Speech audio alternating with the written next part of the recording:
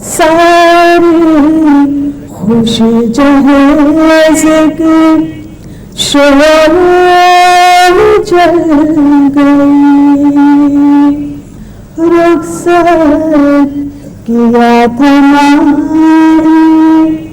कैसी दुआ के साथ।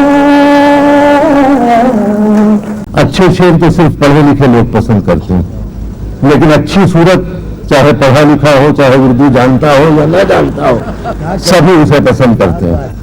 हमारी फहरिस्त में मोहतरमा तेजंदर अदा का नाम शामिल है।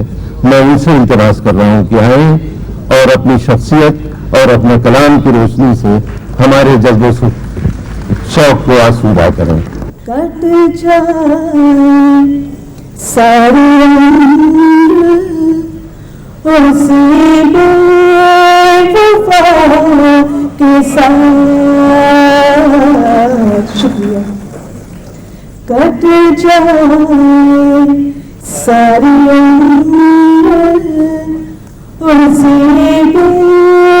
बेवफा के साथ।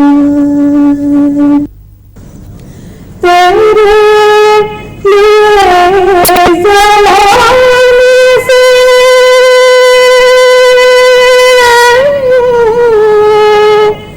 तब तक खफा रहूं, लादीप की लड़ेगी कहाँ तक हवा के साथ।